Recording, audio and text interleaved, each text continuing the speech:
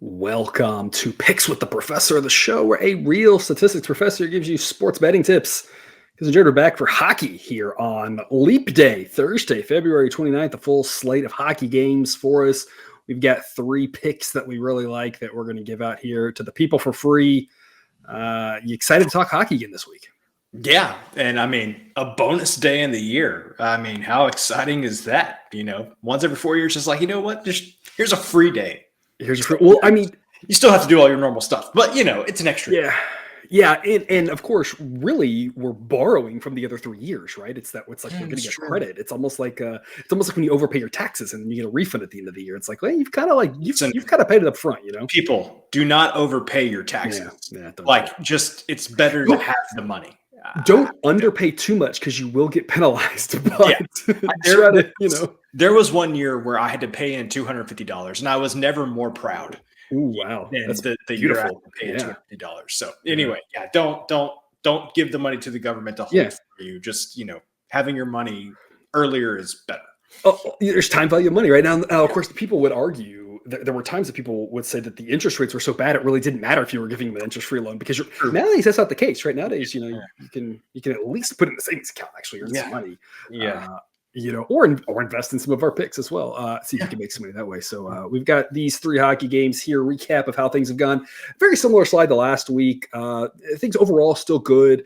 Still, same caveats we've always talked about. I'm still not sure exactly where to put the cuts between A's and B's, B's and C's. We're still kind of figuring out between puck line and money line. There's just not that many hockey games that I'm tracking through all this stuff to really get a good feel yet. I think maybe by the end of March, as we enter in towards playoffs, maybe we'll have better data to kind of get a feel for that. But in general, I think as you can kind of see, stuff's for the most part working. It's rough around the edges, of course. And so as I've told people the whole time, we want to be using this model kind of as a suggestion, as a starting off point, maybe not necessarily just blind trusting it yet, but hopefully it's giving you some good insights if you already know hockey or some things to look at, maybe if you don't, and kind of dabble with as some fun. And as you can see, the A grade totals, B grade sides have done great. The others, A grade sides, B grade totals have been fine. Free show, we 1 and 2 last week. I thought we were going to get 2 winners. We did not. Maybe we can get 2 winners this time. With some of the odds we're getting here, 2 winners would make for a nice show if we could pull it off, because Jared. Yep, definitely. Any and I'll probably just ask you this any week since we're going to talk about this once a week. Any other insights from the model? Any things that have stuck out to you that you've been thinking about, or trends, or anything like that for the people? Yeah, one thing I'll think about. We'll kind of bring this back to one of the games that we talk about at the end here, but playoff hockey. We are starting to get a few types of games that have that playoff atmosphere. And I'm thinking specifically last week, Carolina, Florida. Yes, exactly. It was like, man, incredible game. Yeah, high flying offenses and everything. But man, and I fortunately had the foresight to say, you might want to check in on this one early in the first period. If it's got that vibe, you might want to live bet the under. And sure enough, it ended up 1-0. So that's really the only thing that I've been thinking about is what percentage of the games as we go deeper into the regular season, getting closer to the playoffs, are we going to see that type of atmosphere where goals are going to be harder to come by than maybe earlier in the season? And I think it's going to go both ways. You're going to end up with the teams that are already out of it, might just kind of let it fly, go out and have some fun, try to score goals. If they give up a few goals, who cares? That sort of thing. Yep. You saw it maybe last night.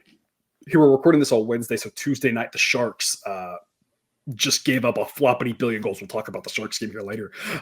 In the second and third period, it just looked like they didn't care at all. And you wonder how that's going to play out for some of these teams. I'm not saying the players don't care and they're not trying, but they might decide to give a little bit more of their intensity on offense, trying to score goals, and may not have quite that same defensive intensity if you're out of it.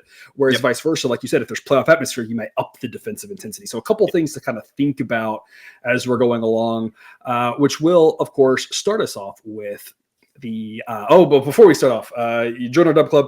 You can get all the hockey picks. You can get all the college basketball picks.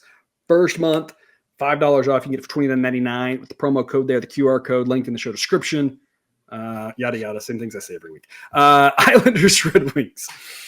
This one is one of those picks, and we've had plenty of them, and I think we've done okay for the most part on them. we aren't winning 50% of them, but at these odds, we don't need to win 50% of them. In this game, the model says we would win this 40% of the time. It's Detroit -1.5 at plus 220. 40% break even points plus 150. So we've got a ton of value on this. I don't know what happens in this game, but at plus 220, it's worth a shot because you have two pretty similarly meh teams that when they play good, it's because of their goalies. And when they don't, it's because they just aren't that good at hockey. Neither team is great on defense at all. Neither team is strong on offense. The Red Wings specifically can play some really drunk hockey at times. And hey, that makes -1.5 even more appealing because anybody can win this game. What did the Red Wings win on Tuesday? I think they won 8-3. 8-3, yep. That could be this game. I mean, and they could lose 8-3, but at plus 220, it's a smart investment here on a Thursday night. Cousin Jared, what's your take on it? Well, you kind of hit on one of the things there, which is the Red Wings have scored 28 goals in their past 6 games. So the offense is a clicking for the Red Wings. The more that I look at hockey, you can, at any point in the season, you can look at like 4 teams concurrently that have won like 6, 7, 8 games in a row. When the first time you see it, you're like, oh, this team's hot. And then you realize that there's just something about hockey that lends itself to these teams going on a run for, half a month, and then I don't want to say falling apart, but then just going into a lull that can last an extended period of time. I think that the Red Wings are just on one of those heaters with winning those 6 games in a row and the 28 goals in the 6 games. I'm going to be riding with the Red Wings until, especially if sideline says so, until they just demonstrate they are no longer a team that is capable of me backing them. And that's going to happen at some point. Like the Red Wings are not a fantastic team, but man, they're hot right now, and plus 220 on the puck line here. Again, 28 goals in 6 games. Yeah, that's pretty good. So I'm riding with the Red Wings until they fall apart. There aren't that many teams in hockey, and I'm sure someone can tell me in the comments the exact team, but I don't feel like there's a lot of teams right now that I identify as just grinded out, really good defense, low scoring hockey teams. The Jets, I would have said that about, and all of a sudden they're scoring a bunch of goals now. Later, of course, we'll talk about the Jets here momentarily. But the Stars have been that way for the past several many years. The Predators have been that way for a lot of years, but there's just not a lot of teams right now that I really feel that way about. And of course, on the opposite end of that spectrum is the Red Wings. And those are the teams that you really like being able to take on the puck line because, that 1-goal game is not overly likely. And as we've kind of been talking about here on the show, a lot of times what it seems the model is seeing is that the value on playing it safe on the money line on these teams just isn't that good. It doesn't mean the Red Wings won't win by a goal. They will sometimes. It's just the difference in the odds is just it's worth the extra little bit of risk that you're going laying on the puck line. Of course, if you can find a -1, we like to do that on baseball. I haven't looked at the odds, so I can't tell you if that's necessarily a great value pick, but a -1 type play if that's available to you, or if you do like we did in baseball, which was split your wager a little bit. Maybe that makes sense. I'm not sure, but just between the two of them right now, the puck line is the quote-unquote smarter value according to the model. Because Jared, one last thing to note, not even really on this game, but just in hockey in general, I find it fascinating. There are 3 starting goalies out of 32, if we want to call one starter from each team, or even at a 40 or 45 or whatever that really play meaningful minutes in hockey, who have the initials IS. And I feel like that's not an overly common set of initials, IS, but one of them here, of course, for the Islanders, one for the Rangers, and one for, I don't even know who else the other one is for. I get them all confused because I kind of just think they're the same person. Maple Leafs, the same as the other one. I feel like I just get them all crisscrossed because 2 of them first names are both Ilya too. Yeah. So, fun fact there for you people. As always, though, we do remind you to shop around for the best price. And when you're thinking about these puck lines, these money lines, this game here, the next one we're talking about, getting an extra 5 or 10 cents anywhere you can is going to matter. So we recommend you check out BetUS. And folks, right now the promotion is not just 125% bonus on your first deposit, but it's on your first 3. So check them out. Link in the show description. BetUS, America's favorite sportsbook and casino. Live betting and racebook. We're celebrating 30 years with a historic offer. A 125% sign-up bonus on your first 3 deposits. Plus 10% gambler's insurance. Get started today. BetUS, where the game begins. I mean, new video for almost a new month, I guess. Yeah. Almost. 8 p.m. Eastern, Jets and Stars. And, I've come on the show. We've done 3 hockey shows, and I've donned one of my many Stars jerseys in each one of them, and I'm not doing it today. It's because we're picking the Jets. Thankfully, Mrs. Professor, who's a diehard Stars fan, is upstairs. She cannot hear this recording. She will not watch this show. So, otherwise I would tell her earmuffs. But Stars are very good. They are in a really tough stretch right now. We had the Avs with a B grade money line pick or puck line pick on Tuesday. And because Jared, you and I've talked about this before, the model just doesn't really like the Avs. So the fact that the model said B grade on the Avs was kind of like, okay, maybe take note. We always talk about that when the model flips like that. And sure enough, the Avs crushed them. And it was because the Stars are traveling, from the East Coast, come back home to play one game, then they're off to altitude in Colorado, and they get one day off, come back home. Yeah. I mean, they are just all over the map, and the model knows about travel. I've mapped out, I've coded in distances, so it knows how far you've traveled, where you've traveled from. So it's not just from your home city, it's your last game. So the model knows all of this stuff and it penalizes teams accordingly. And that's part of the reason the Stars' home ice advantage is not that strong here because of all this recent travel they've done. Model says this is a 50-50 game, but the Jets should actually be slight favorites rather than slight dogs. They've got the number 1 goalie in hockey, Connor Hellebuck. They have made the comment that Laurent Brossoit will play more here going forward as they want to keep Hellebuck, who I think is the probably consensus best goalie in hockey at this point. If not in everyone's for sure, top 3 or 4. They want to keep him rested for the playoffs and whatnot. But the Jets are in a little bit of a race here themselves. This is a big game for the division as the Jets, Stars, and Avs are all right there neck and neck. The Jets are a little bit behind, but they have games in hand on both these teams. So this is a big contest for them. I expect them to start Hellebuck. Even if they don't, Brisson's not bad at all. Ottinger's really been the weak spot of this team, as good as he's been his first couple of years in the league. Kind of looked like he was turning the corner a little bit there. Don't really think that's the case at this point. This is really all about the goalie differential and the travel spot for the Stars, giving them what would be a home ice advantage. It's probably about cut in half, given the fact that they've been traveling all over the world and just played a game in elevation. Cousin Jared, you and I are both Stars fans, but we've long said it, hey, we're not afraid to pick against our team if it's going to make us money, and that's what we think is going to happen here. That's my preference, actually. it's to bet against my team and make money. That's what we call a win-win.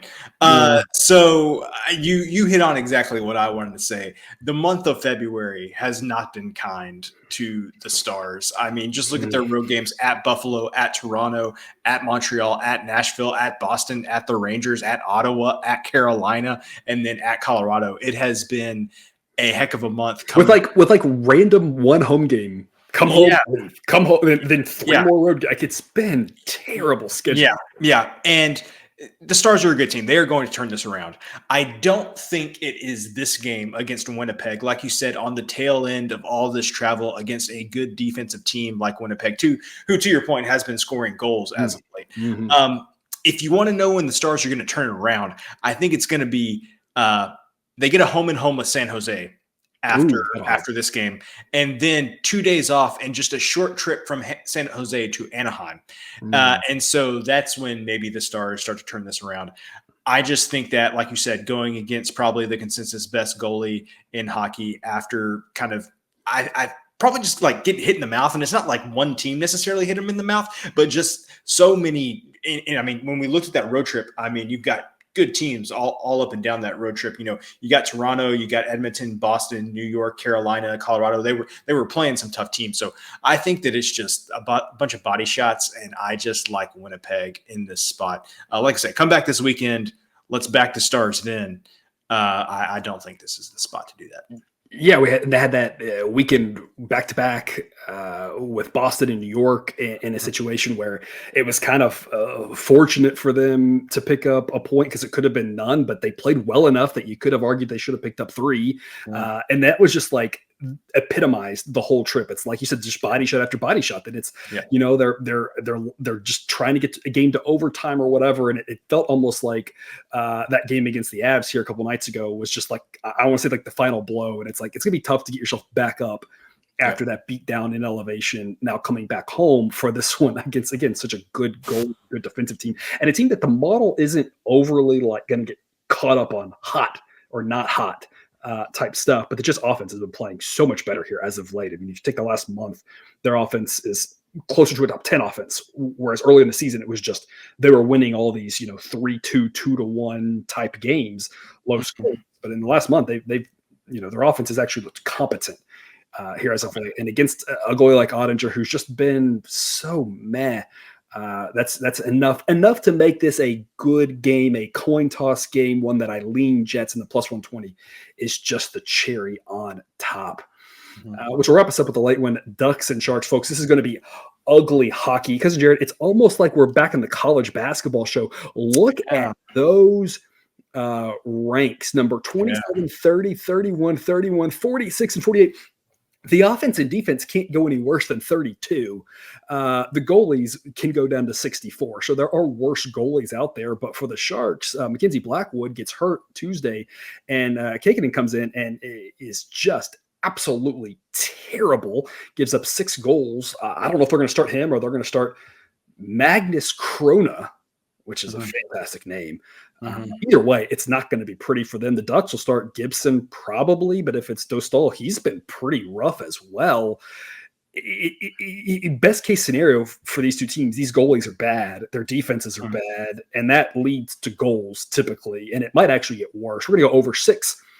Model says this goes over, pushes remove 56% of the time. Of course, it could land right on 6, but at minus 115, that's enough for B grade value. If we could get this closer even money, you're talking about A grade, but still a pretty solid little over here. The offenses aren't great, but it's not like there's anything standing in the way of these teams. And as we mentioned at the top of the show, might have some games with defensive intensity. After what I saw from the Sharks the other night, I'm not really sure that's what we're going to be signing up for in this one. This might just be helter-skelter. Saw the Ducks play the Kings recently.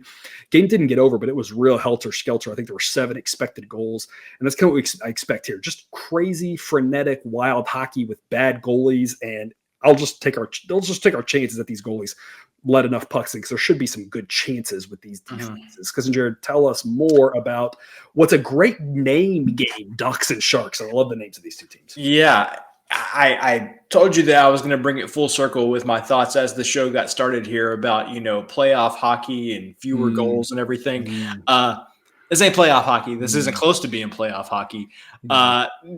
Somebody is going to score 4 or 5 goals in this game. Don't know who it's going to be. But one of these teams is, because both of these defenses are pretty terrible.